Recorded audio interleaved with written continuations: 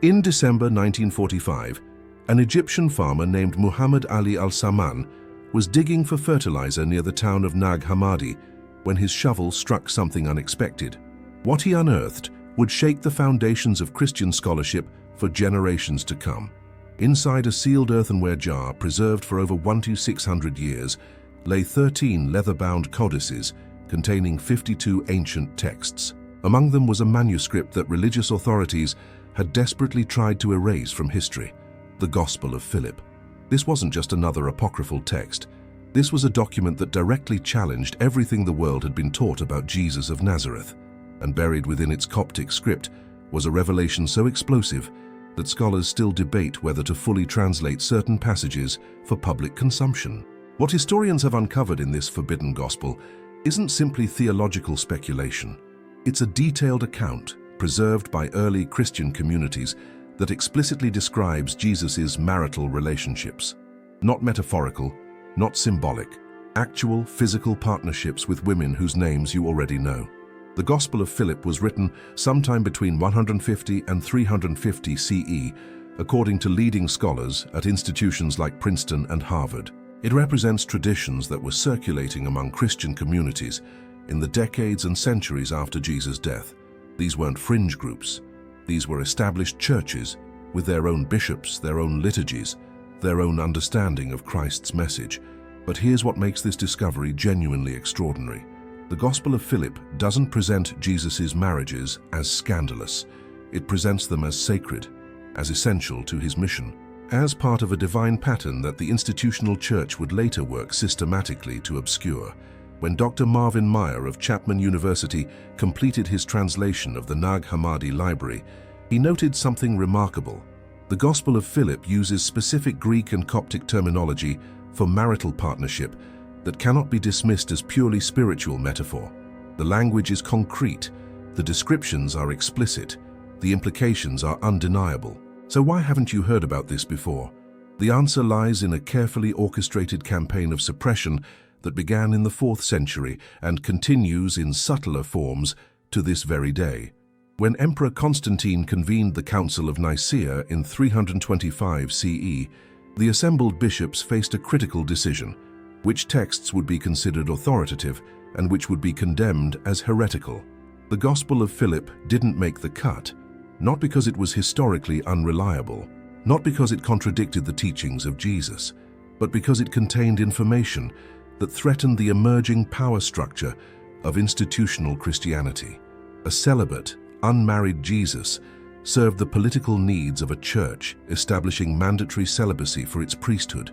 A married Jesus with actual wives and possibly children complicated that narrative considerably. The documents they didn't want you to see were buried, burned, or locked away in restricted archives. Possessing copies became dangerous. Reading them became heretical.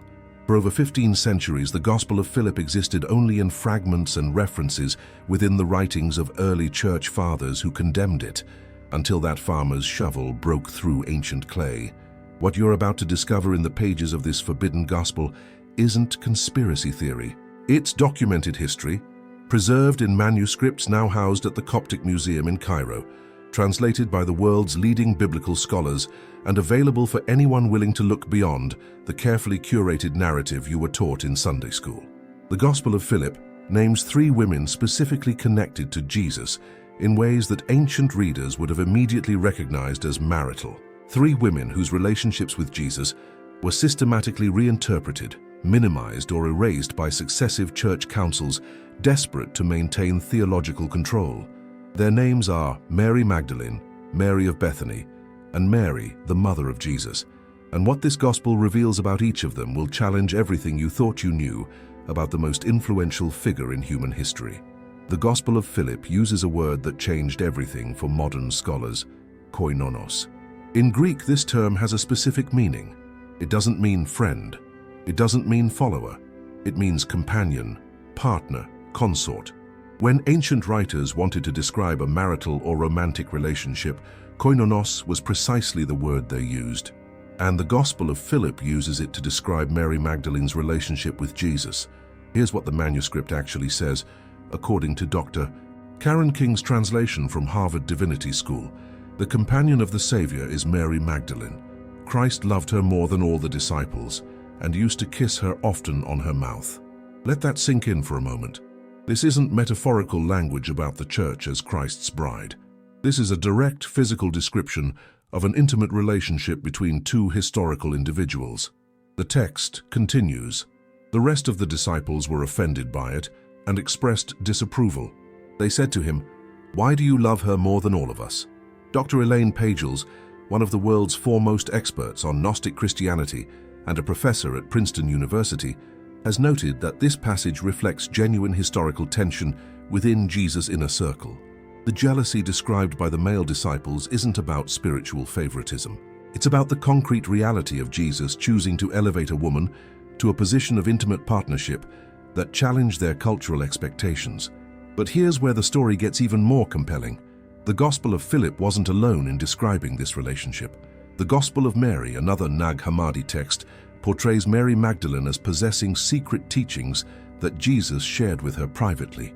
Peter, in that Gospel, actually challenges her authority, asking, "Did he really speak with a woman in private without our knowledge? Should we all turn and listen to her?"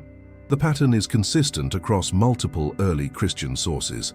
Mary Magdalene occupied a unique position in Jesus' life that made the male disciples uncomfortable and that later church authorities worked diligently to reframe. So how did the tradition transform her from Jesus' companion and primary partner into a repentant prostitute? The answer involves a deliberate campaign of character assassination that began with Pope Gregory I in 591 CE. In a sermon that would shape Christian understanding for over 14 centuries, Gregory explicitly identified Mary Magdalene with the unnamed sinful woman who anoints Jesus' feet in Luke's Gospel.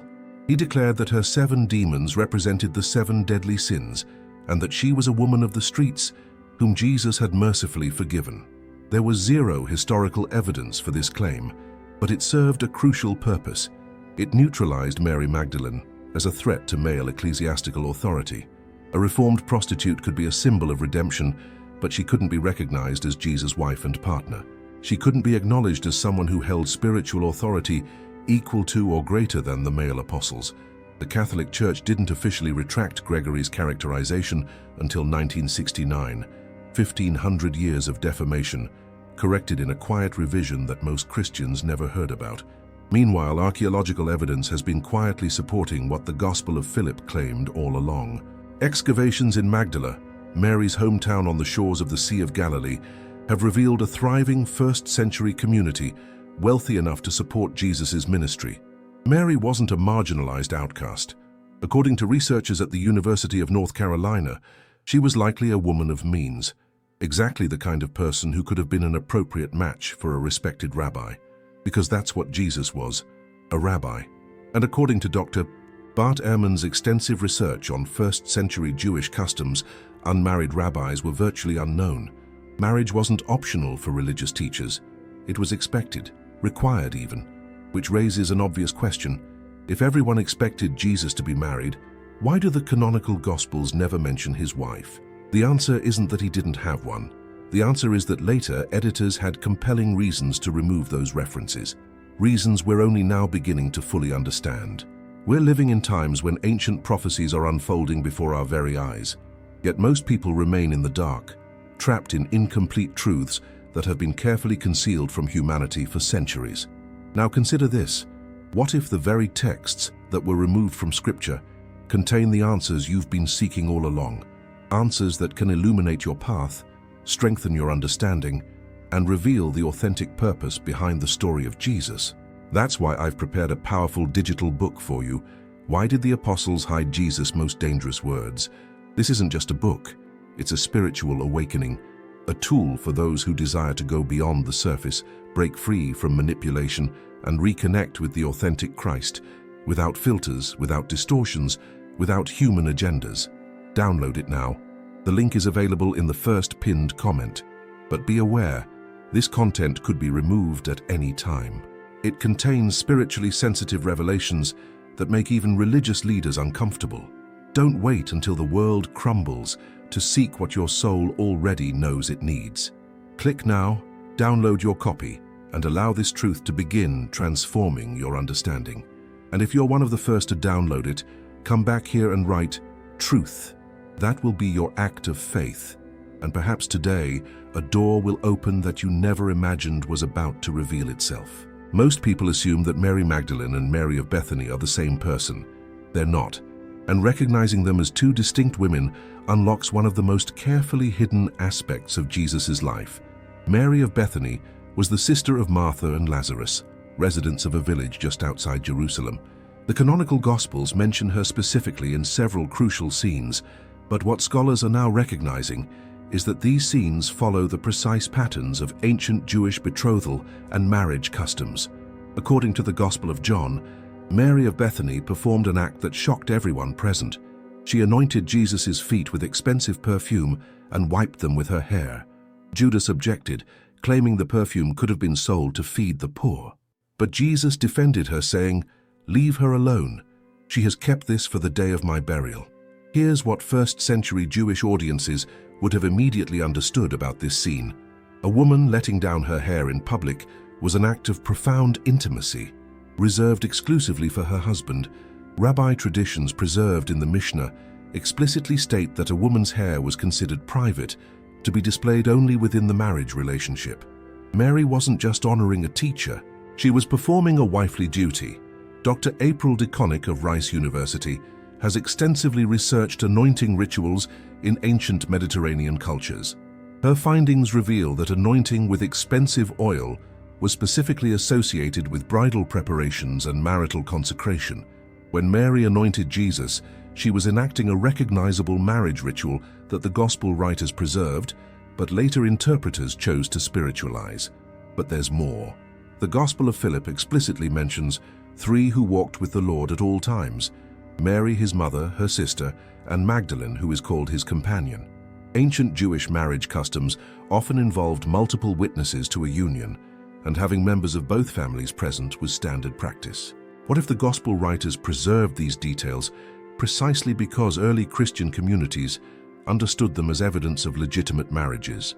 The Bethany household appears repeatedly in the Gospels as a place where Jesus stayed, rested, and was served by the women of the house. Martha is described as serving him, which scholars now recognize as language consistent with wifely duties in that culture. The intimacy and familiarity of these scenes suggests something far more domestic than a simple teacher-student relationship. Even more compelling is the story of Lazarus.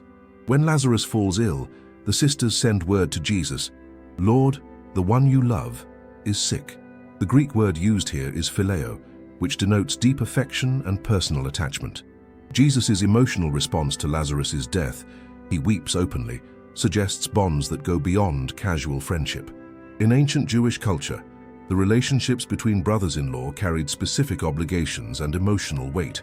Jesus' grief at Lazarus' death, his close relationship with the household, and his willingness to perform his most spectacular miracle to restore this family's wholeness all align with what we'd expect if Mary of Bethany was indeed his wife. So why did later traditions merge Mary of Bethany with Mary Magdalene, creating confusion that persists to this day? The answer may be simple. It was easier to minimize Jesus' marital connections by reducing the number of significant women in his life. If all the Marys became one Mary, preferably a reformed sinner, then the evidence of multiple marriages could be obscured beneath layers of theological reinterpretation. But the Gospel of Philip maintained the distinction. It preserved the memory of separate women, each with their own relationship to Jesus, each representing a different aspect of the sacred feminine that early Christianity honored before patriarchal structures demanded its suppression. Have you ever heard about Mary of Bethany being distinguished from Mary Magdalene as a separate wife of Jesus? Share your thoughts in the comments. I'm fascinated to learn what our community already knows about this. Your insights might illuminate something others haven't considered yet. This is where the Gospel of Philip ventures into territory that most biblical scholars approach with extreme caution. But the text is explicit, and the theological implications are profound. The Gospel describes three women, all named Mary, who walked with the Lord at all times, and then adds a statement that has puzzled and disturbed translators for decades. His mother and his sister and his companion were each called Mary. Wait, his sister? In Gnostic Christian theology, the concept of sacred partnership operated on multiple levels simultaneously. Physical relationships reflected spiritual realities. The divine feminine wasn't separate from the divine masculine.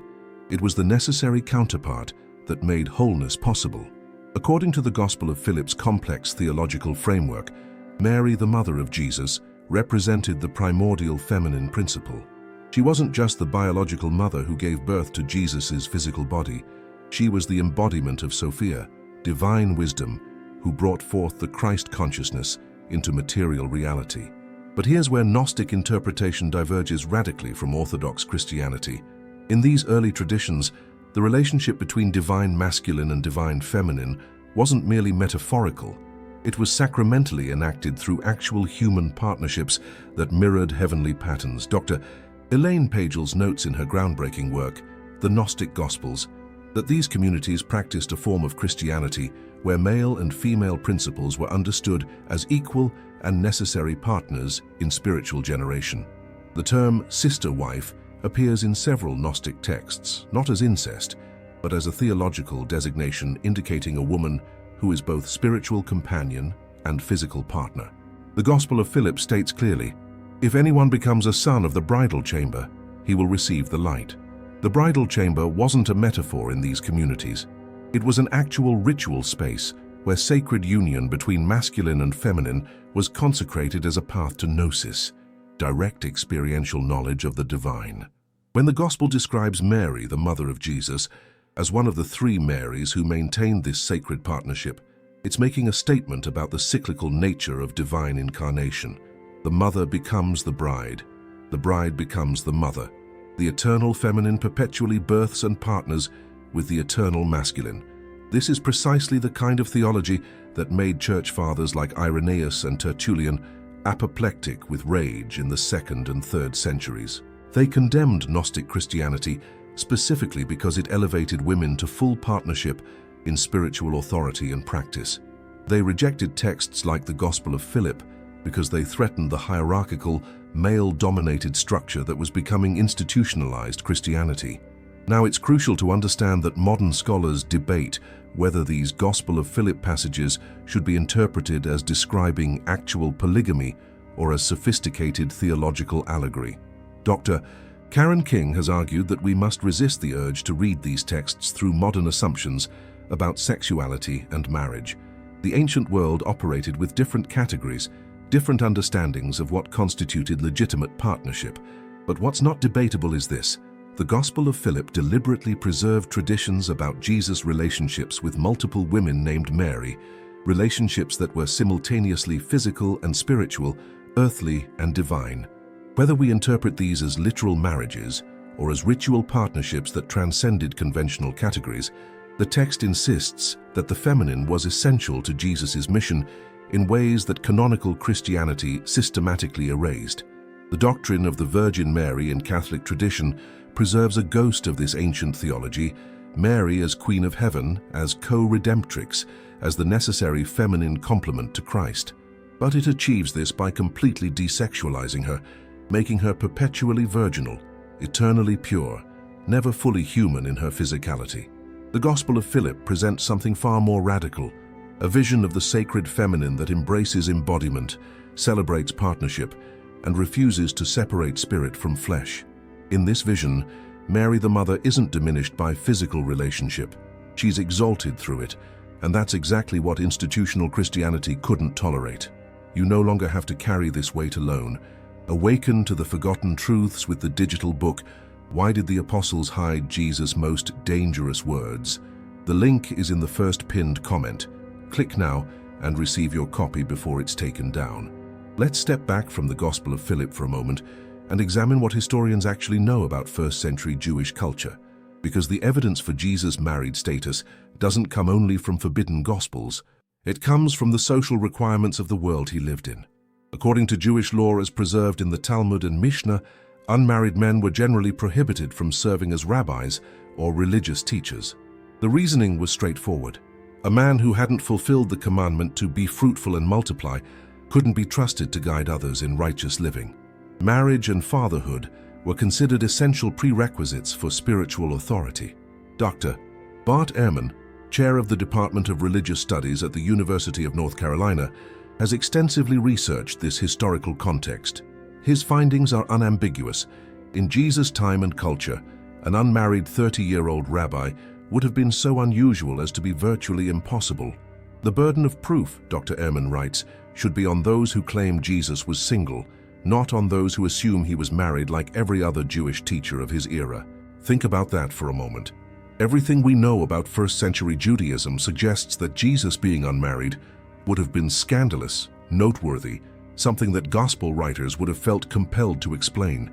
Yet the canonical gospels never address the question directly. They never say Jesus remained celibate because they simply omit any mention of a wife. But here's what makes this silence so revealing. The Gospels aren't shy about mentioning other people's marriages. Peter's mother-in-law appears in multiple accounts. The wedding at Cana receives detailed coverage. Marital relationships are referenced throughout the narratives, except when it comes to Jesus himself. Why this conspicuous gap?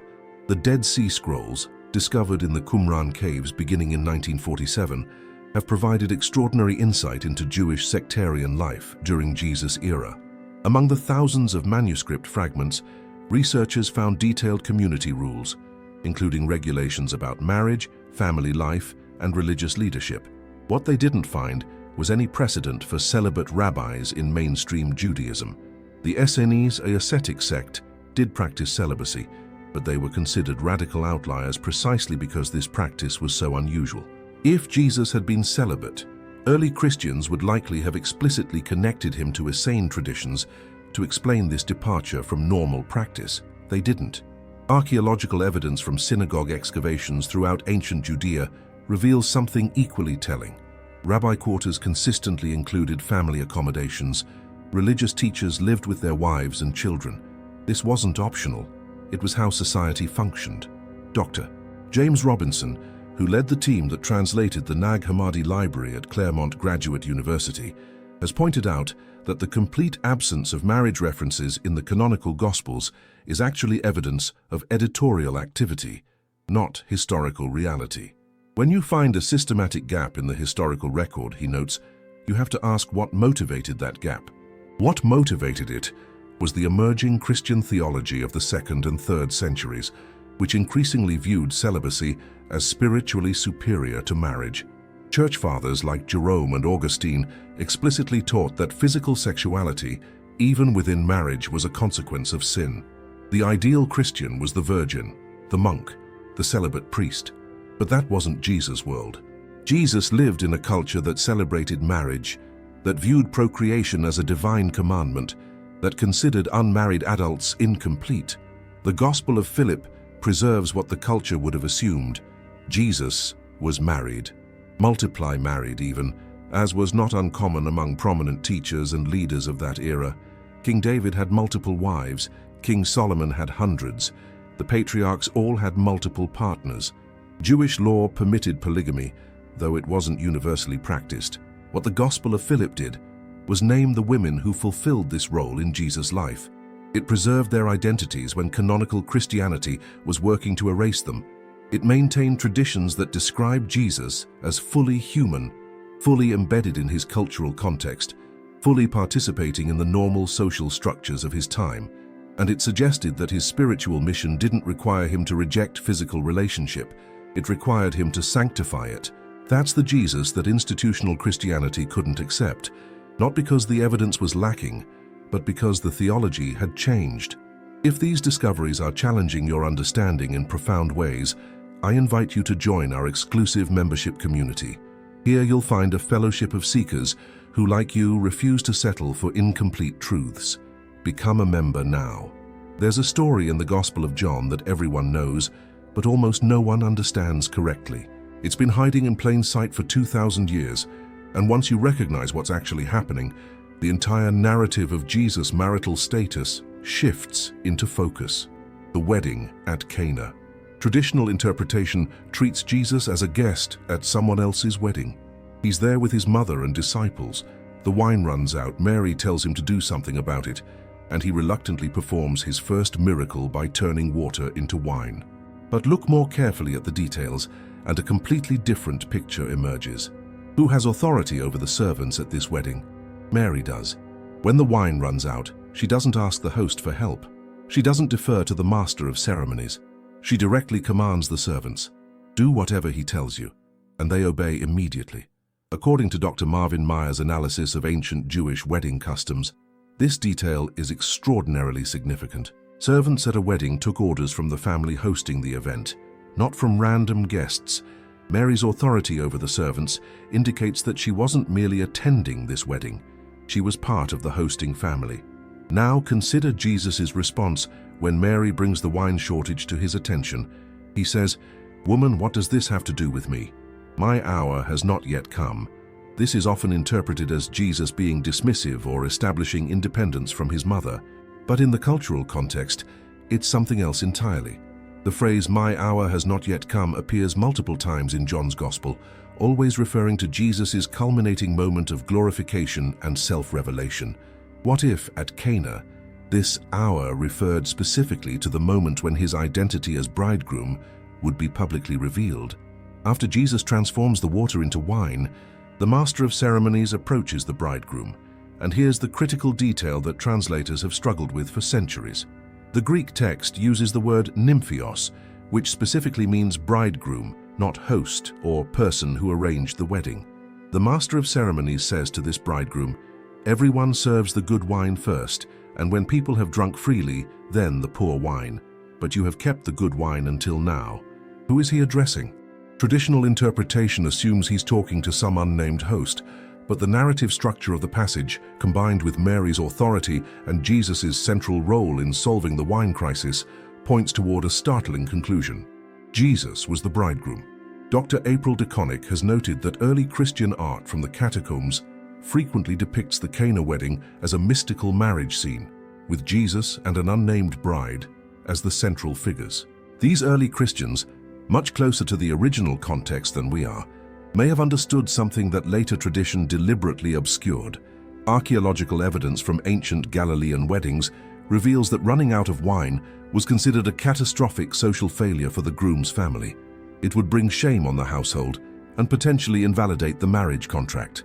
The fact that Mary is so concerned about this problem, and that Jesus ultimately solves it despite his initial reluctance, suggests personal stakes that go beyond friendly concern. If Jesus was the bridegroom at Cana, who was the bride?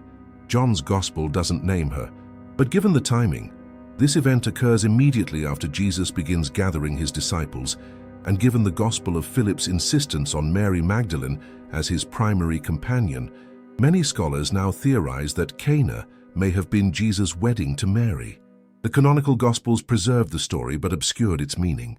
They maintained just enough detail for careful readers to reconstruct what happened, while providing enough ambiguity for later interpreters to spiritualize it into a generic miracle story about wine.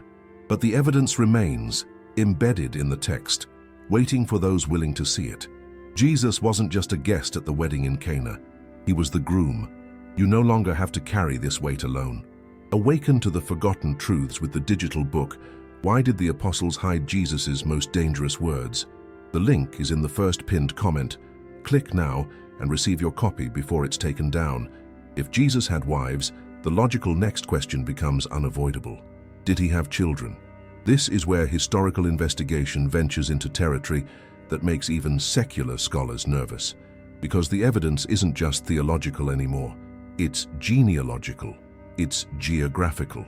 It's woven into European history in ways that have sparked centuries of speculation, suppression, and outright violence. The Gospel of Philip contains a passage that researchers still debate. There were three who always walked with the Lord: Mary, his mother, and her sister and Magdalene, the one who was called his companion. His sister and his mother and his companion were each a Mary. Some translations include an additional fragment, and from this union came forth. The fragment breaks off there, but the implication is clear enough that the Coptic Museum in Cairo restricts access to certain Gospel of Philip manuscripts to credentialed scholars only.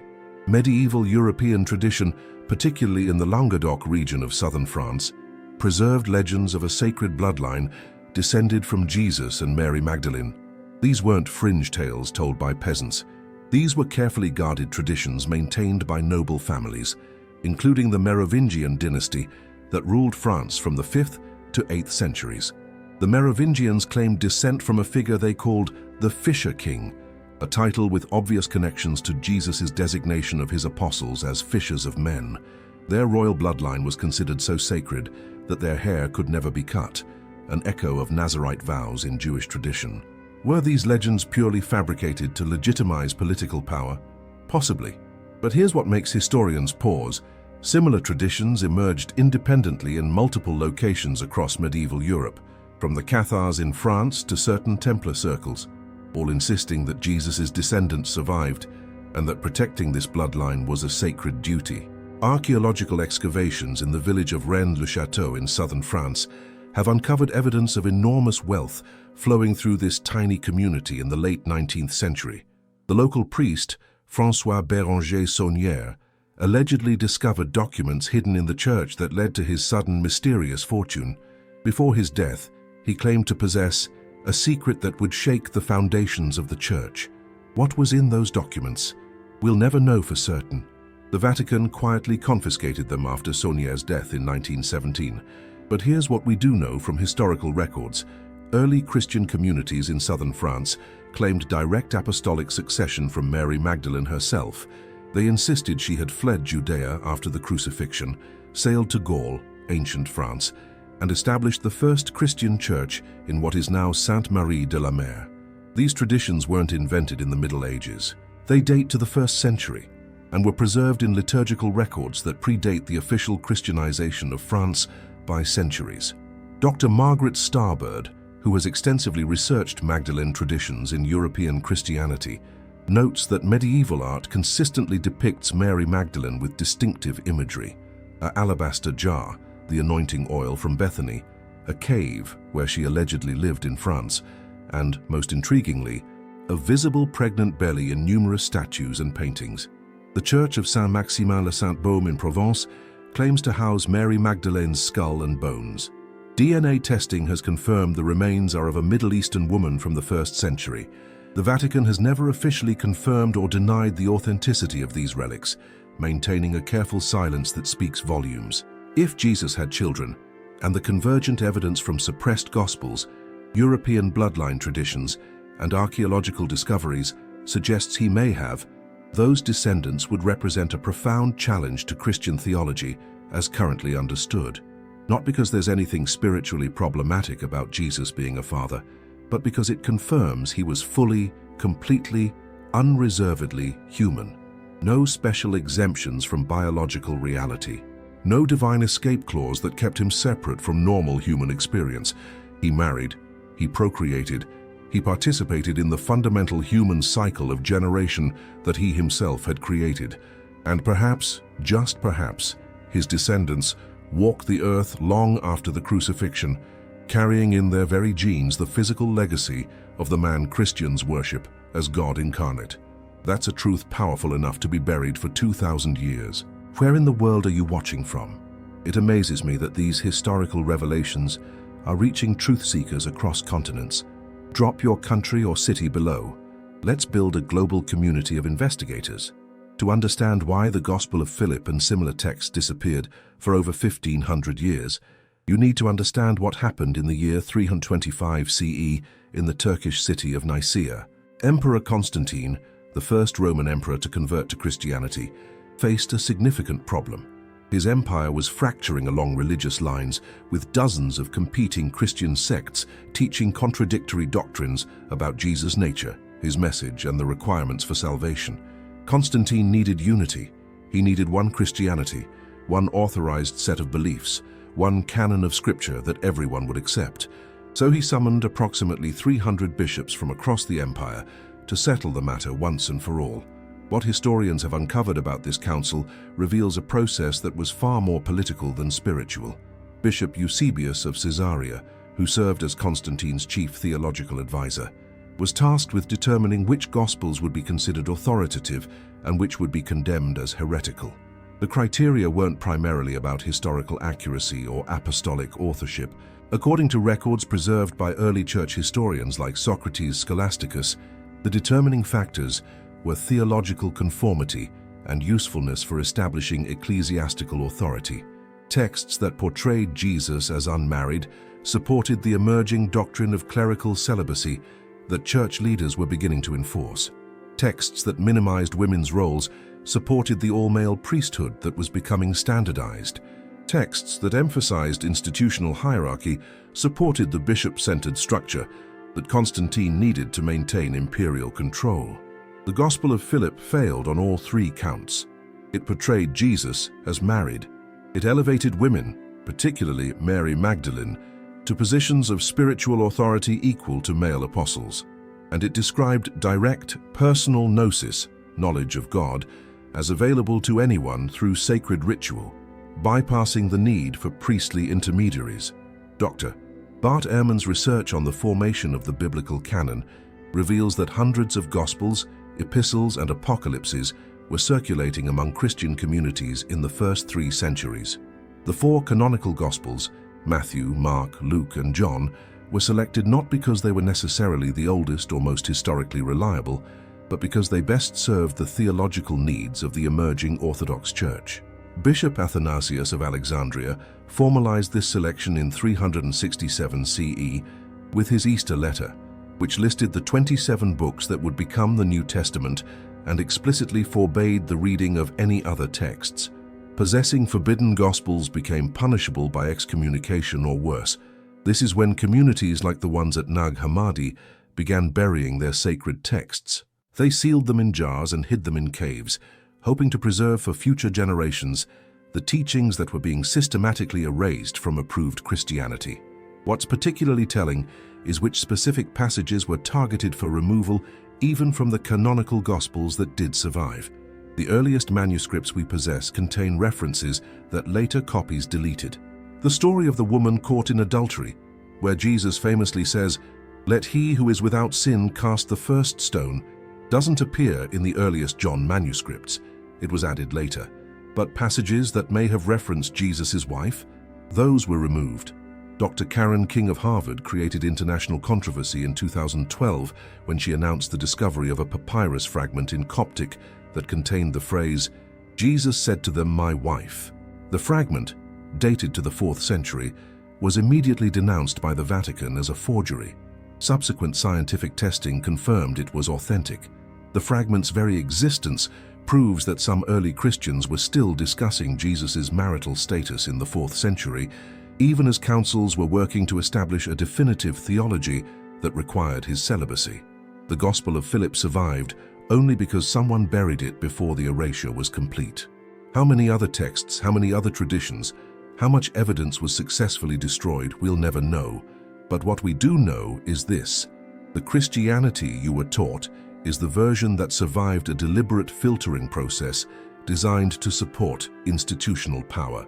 The Christianity preserved in forbidden Gospels is something quite different. You no longer have to carry this weight alone. Awaken to the forgotten truths with the digital book, Why Did the Apostles Hide Jesus' Most Dangerous Words? The link is in the first pinned comment. Click now and receive your copy before it's taken down. One of the most common objections to the idea that Jesus was literally married goes like this: the bride of Christ is the church. It's spiritual language, not literal marriage. And that's a fair point, until you examine how that metaphor developed and what purpose it served. The concept of the church as Christ's bride appears primarily in the epistles attributed to Paul, particularly Ephesians chapter 5. Husbands, love your wives, just as Christ loved the church and gave himself up for her. This passage has been used for 2,000 years to spiritualize Jesus' relationship with his followers into a purely metaphorical marriage. But here's what linguistic analysis reveals. The metaphor only works if the audience already understood that actual marriage was the normal, expected state. You can't use marriage as a metaphor for spiritual relationship unless your audience has a concrete understanding of what marriage looks like. Dr. April DeConnick's research into the development of Christian mystical language shows a clear pattern. Spiritual metaphors in early Christianity were layered on top of physical realities, not invented from scratch. When Paul compared the church to a bride, he was using an image his audience could grasp, because they understood Jesus as having had actual brides himself. The metaphor came after the reality, not instead of it. In Greek, the language of the New Testament, there are specific terms for different types of love and relationship: agape, selfless love; philia, brotherly love; storge, familial love; and eros, romantic, physical love. Early Christian texts carefully distinguished between these categories, but here's what's fascinating. The Gospel of Philip uses terminology that explicitly bridges the physical and spiritual. The Coptic word for companion, or koinonos, that describes Mary Magdalene appears alongside language about the bridal chamber, nymphon, which in Gnostic tradition was both a literal ritual space and a spiritual concept. These communities didn't separate physical from spiritual the way later Christianity did.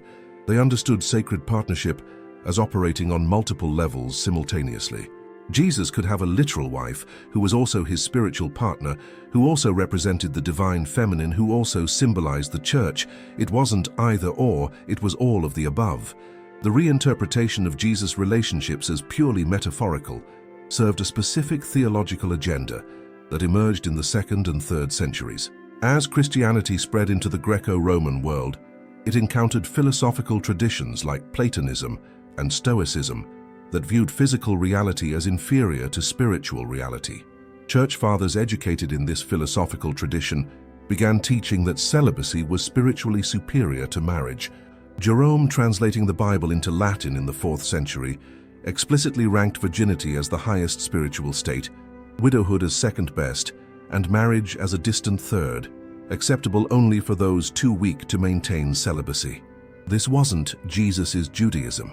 In Jewish tradition, marriage and procreation were mitzvot, commandments that brought one closer to God, not obstacles to spiritual advancement. But as Christianity became increasingly Gentile and increasingly influenced by Greek philosophy, the original Jewish understanding got buried under layers of body-negative theology. Physical marriage had to be reinterpreted as spiritual metaphor because the new theological framework couldn't accommodate a fully embodied Jesus. What the Gospel of Philip preserved was that earlier understanding. In its vision, the bridal chamber wasn't just a symbol. It was a sacred space where the union of masculine and feminine, both literally and spiritually, generated the fullness of divine knowledge. Modern Christianity still uses the bride metaphor without recognizing its origins. Wedding ceremonies incorporate Christ and his church language. Nuns are called brides of Christ and wear wedding rings. The metaphor pervades Christian practice.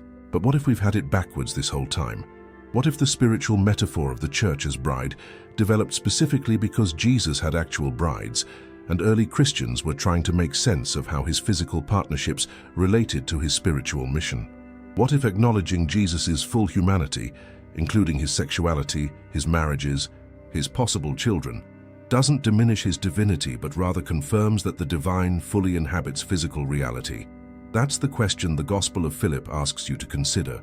And it's the question that institutional Christianity has spent 2 millennia trying desperately not to answer. Have you ever felt something important was hidden from you about Jesus' human relationships and the feminine aspect of his ministry? Share your experience below. The Gospel of Philip's emphasis on Jesus' relationships with women wasn't an isolated theological quirk. It reflected a broader reality that early Christianity worked systematically to erase. Women held positions of leadership, authority, and spiritual power that rivaled or exceeded their male counterparts. The evidence is scattered throughout texts that survived the canonical filtering process, if you know where to look. Romans chapter 16, for instance, mentions a woman named Junia, whom Paul calls prominent among the apostles. For centuries, translators rendered her name as Junias, a masculine form, because they couldn't accept that Paul had acknowledged a female apostle. It wasn't until modern linguistic analysis proved definitively that Junia was a common woman's name, and Junias didn't exist in ancient Rome that translations were corrected. One woman transformed into a man by translators who couldn't handle the implications. Then there's Phoebe, whom Paul identifies as a diakonos of the church at Centriae, the same word used for male deacons, the same word used for Paul himself. Yet, translations consistently render Phoebe's title as servant, while using deacon or minister for men holding the identical position. The Gospel of Philip mentions that Mary Magdalene was an apostle, who received teachings directly from Jesus that the male disciples didn't understand or accept. The Gospel of Mary expands on this, depicting her as possessing secret knowledge that Peter challenges out of jealousy. These texts preserve a memory of early Christian communities where women prophesied, taught, led worship, and administered sacraments. Archaeological evidence from house churches in Pompeii and Dura Europos shows women depicted as presiding over Eucharistic meals, the role that became exclusively priestly in later Christianity. So, what changed? Dr. Karen King's research traces the suppression of female leadership to specific historical moments when Christianity shifted from persecuted sect to imperial religion. As the Church gained institutional power, it adopted the hierarchical, male-dominated structures of Roman governance. The Council of Laodicea, in 363 CE, explicitly forbade women from serving as priests or holding leadership positions. The Council of Chalcedon in 451 CE restricted women's roles even further. With each successive council, the memory of female apostles and teachers was deliberately overwritten, but the Gospel of Philip remembered. It preserved the names Mary Magdalene, Mary of Bethany, Salome, Martha, the other Mary. It insisted that these women weren't peripheral to Jesus' mission. They were central to it, and it suggested that their centrality was specifically connected to their intimate partnerships with Jesus. Their authority derived not just from discipleship, but from sacred union, the bridal chamber theology that made both male and female necessary for spiritual completeness. This is precisely what institutional Christianity couldn't permit. A theology that required feminine partnership threatened the all-male priesthood. A gospel that elevated women to spiritual equality challenged the hierarchical structure that kept power concentrated in male hands. So the women were rewritten. Mary Magdalene became a repentant prostitute. Mary of Bethany became the sister who chose contemplation over action. Martha became the domestic servant who busied herself with household tasks while men did the important spiritual work. The Gospel of Philip saw through these distortions. It maintained the memory of who these women really were, teachers, prophets, partners, and possibly wives of the man Christianity claimed as its founder. Their erasure wasn't accidental. It was systematic, deliberate, and necessary for creating the version of Christianity that could function as a state religion. But the truth survived, buried in jars, hidden in caves, waiting for the moment when the world would be ready to hear it again. That moment may be now. Today's academic consensus on Jesus' marital status presents a fascinating split between what scholars privately acknowledge and what they publicly state. Dr. William E. Phipps, in his groundbreaking 1970 book, Was Jesus Married?, surveyed the historical evidence and concluded it would have been highly unusual, perhaps even impossible, for a Jewish rabbi of Jesus' time to remain unmarried. His work sparked fierce controversy, not because his scholarship was flawed, but because his conclusions challenged foundational Christian assumptions. Since then, a quiet revolution has occurred in biblical scholarship. Researchers at institutions like Harvard, Princeton, Oxford, and Cambridge have increasingly acknowledged that the burden of proof lies with those claiming Jesus was celibate, not with those suggesting he was married. Dr. Beatty. Bart Ehrman states it plainly. We have no evidence that Jesus was unmarried. The Gospel's silence on the matter more likely indicates it wasn't noteworthy he was married like other rabbis, rather than that he was remarkably celibate. Dr. James Tabor of the University of North Carolina has gone further, arguing that the discovery of the Nag Hammadi texts fundamentally changed what we can claim to know about early Christianity.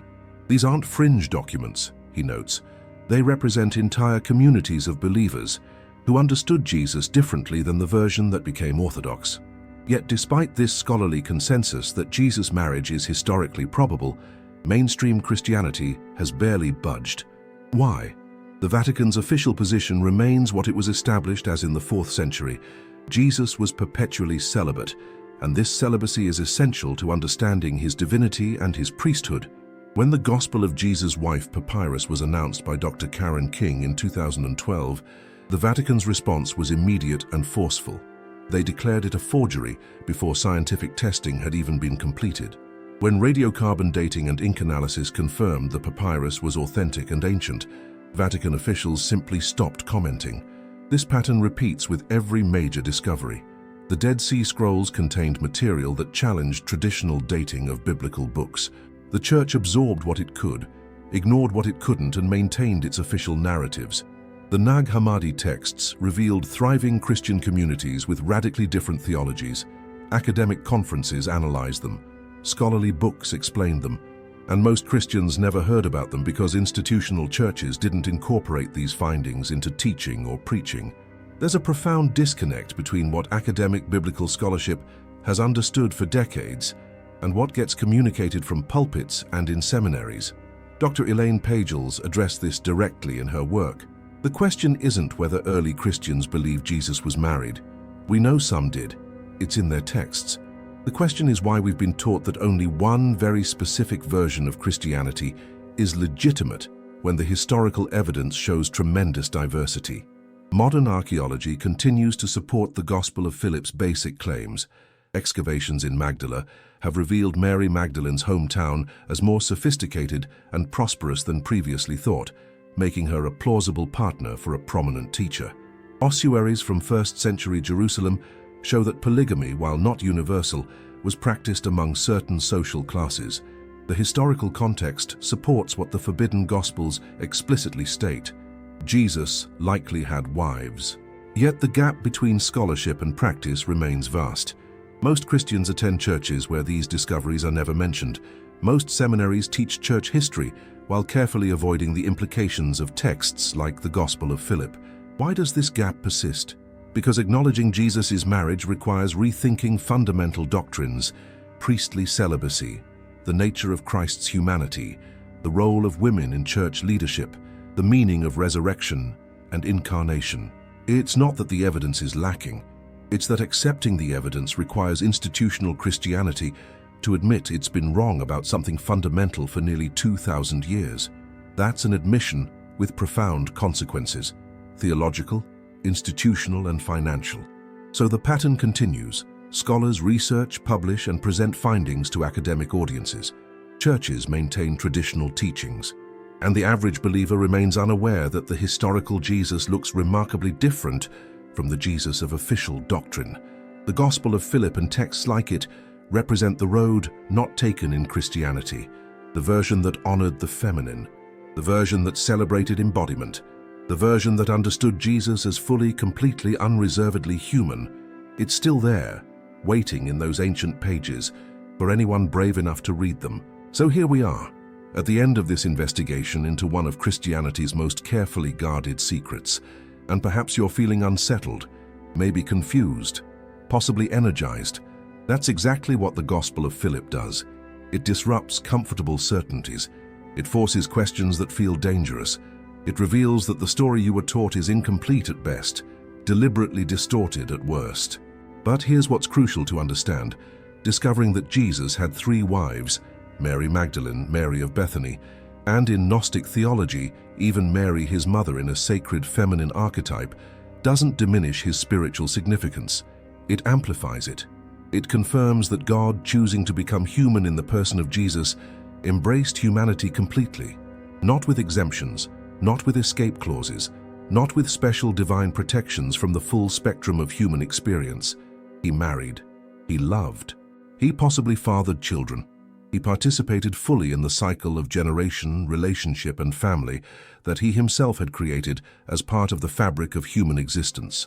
The Gospel of Philip presents a vision of Christianity where the sacred and the physical aren't opposites, they're partners, where sexuality isn't a distraction from spirituality, but can be a path toward it, where women aren't accessories to men's spiritual journeys, but equal participants in the divine dance of masculine and feminine. This isn't the Christianity that councils codified and emperors enforced, but it may be closer to what Jesus actually taught and lived. The evidence is there, the manuscripts exist, the scholarly consensus is shifting. What remains is for individual believers to decide: will you accept the comfortable narrative you were taught, or will you courageously investigate what the forbidden texts reveal? The Gospel of Philip was buried for a reason.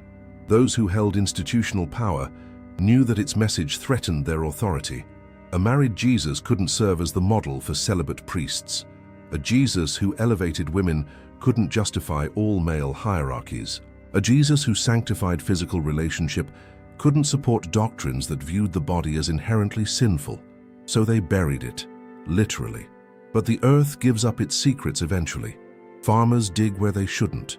Caves reveal what they've hidden, and truth has a way of resurfacing precisely when humanity is ready to hear it. Maybe you're ready. Maybe that's why you watch this entire investigation, following the evidence from the Nag Hammadi discovery through ancient Jewish marriage customs, from the wedding at Cana to the bloodlines of Europe, from council chambers to archaeological sites. The Gospel of Philip doesn't ask you to abandon your faith.